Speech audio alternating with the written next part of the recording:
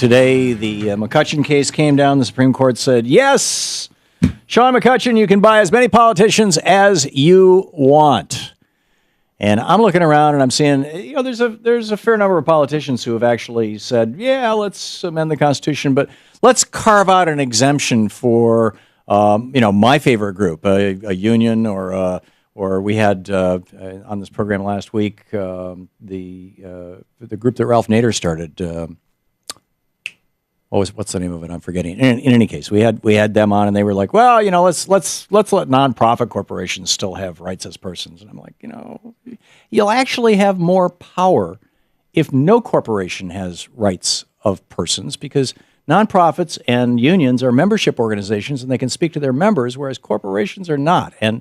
But that's a whole other argument. But when I look at the field of candidates out there who are taking a very solid stand and building their candidacy on the idea that A, money is not found in the First Amendment, is not protected by the First Amendment as speech or as anything else, and B, that corporations are not found in the 14th Amendment. Lincoln didn't fight the Civil War to free the corporations.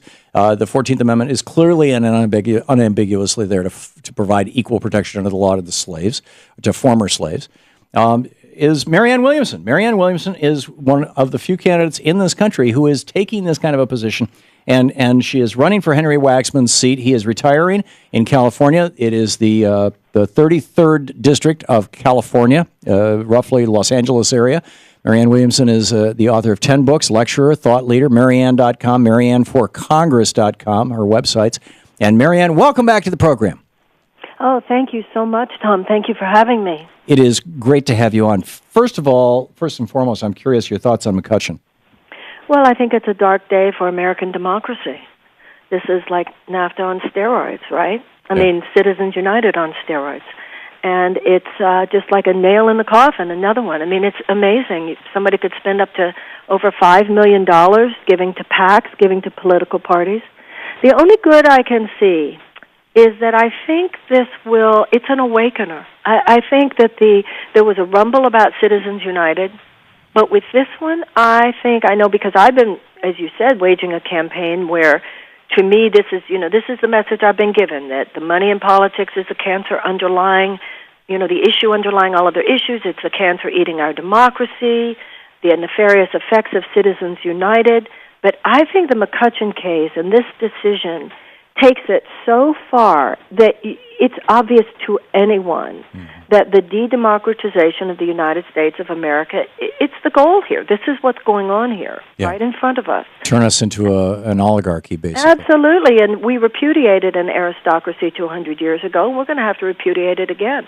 Yeah, well, and I would argue that we nearly repudiated it with the Progressive Revolution back in the 19-aughts, the 19-teens, and again with the New Deal. And, and arguably, again, with the Great Society. I mean, we keep trying, and we get a little bit of the way there, but it's like we really need to take this thing all the way. And good candidates like you can pull that off. Marianne, I mentioned a couple hours ago that you were going to be on the program, and somebody called in during one of the breaks about 20 minutes ago and said, would you please ask Marianne how she's going to deal with her being known as, and he said, an airy-fairy thought leader, a spiritual leader. He qualified it by saying, I love the Course in Miracles. But how do you reconcile that with politics? And I'm guessing you get that question a lot. I know that you've already addressed on this program before, but I see that, frankly, as an asset for you. But let me give you an opportunity to respond to that caller. Well, I don't think anyone who has actually read my books or heard me lecture thinks that about me. Mm-hmm. But there's a caricature drawn from people who, like I said, they haven't read my books or they haven't heard me lecture. It's difficult to fight a caricature. Right. The truth of the matter is, Martin Luther King said it was time to inject a new dimension of love into the veins of human civilization. No one called him a New Age woo-woo. I mean, you could pick some of the sentences from Mahatma Gandhi, from Martin Luther King, and they're all about, as Martin Luther King in describing Gandhi said, love as a broad-scale social force for good. So, people say what they want to say, but the truth of the matter is I'm proud to be part of a larger conversation in this country that feels that politics should have a conscience, that love should be the bottom line in politics as well as everything else, that humanitarian values rather than economic values should be the guiding force in our civilization, and that this is not naive, that anybody who thinks that we can survive and thrive as a species for another 200 years, if we do not cultivate more brotherhood and justice, I think they're naive. I think it's interesting that Dwight Eisenhower, in his farewell address in 1961, his famous military-industrial complex warning, added that the corrosive effect of the military-industrial complex included a spiritual corrosive element. Absolutely, and I think he's correct, because what we have, as he predicted we would have if we did not rein in the military-industrial complex, is an entire economy that is a war economy, and it is toxic to the soul. That your primary orientation towards life is war. Your primary orientation towards life is fear. Your primary orientation towards life is defense. And that's not a naive statement. I mean, I don't think anybody would argue that, there are people who genuinely hate us, and the idea that we would have a robust ability to respond to psychotic, attacks, of course, I don't think we disagree.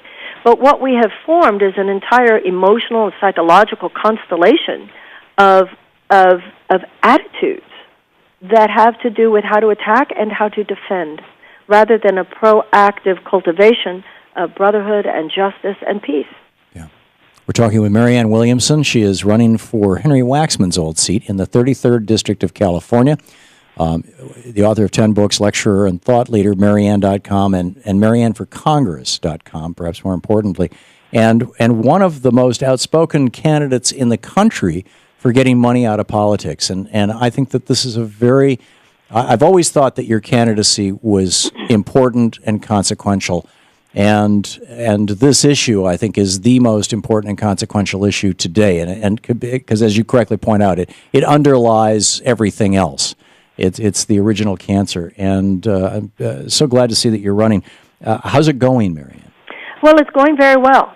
People hear this message, and I think it's in the zeitgeist. And I think today with the McCutcheon case, you can really feel, it's like this electricity in the air around people really waking up to this. So I think that the message that we need political heft around this. You were talking before about movetoamend.org. Mm-hmm. There's a lot going on outside Congress, but we can't leave electoral politics out of the formulation, particularly if you're talking about the, preparing a constitutional amendment to send to the states for ratification. So I think people are open to the realization that in order for this new pro-democracy movement to have real political heft and have genuine force, it's going to have to be not just about people outside the electoral system. It's going to have to be that we run candidacies and we run winning campaigns. And I think people have a sober realization that this is true. I think that here in District 33 also, LA prides itself, Los Angeles pride ourselves on the fact that we start new conversations here, and they become national trends within 5 years.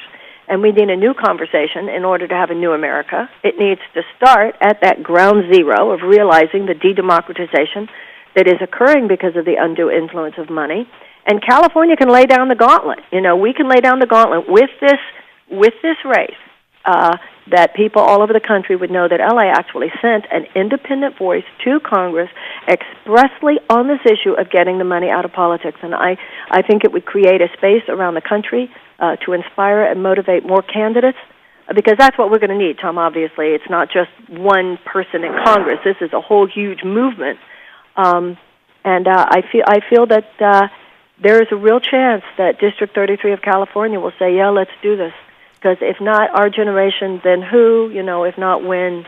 If not now, then when?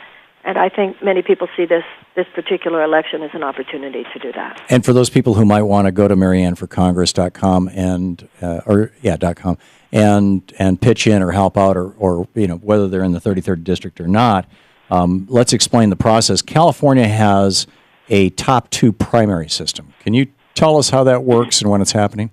Yes. What we have in California is an open primary in which instead of voting in the Democratic primary or Republican primary, everybody in the state gets the same ballot. Everybody in the district would get the same ballot. And then instead of somebody winning the Republican primary and somebody else winning the Democratic primary, etc., whoever the top two vote getters are on June 3rd, our primary date, then go to the general election in November. So it could be two Democrats, a Democrat and a Republican, a Democrat and an independent and a Republican, whoever the top two vote getters are on June 3rd. And people have to be registered by May 19th.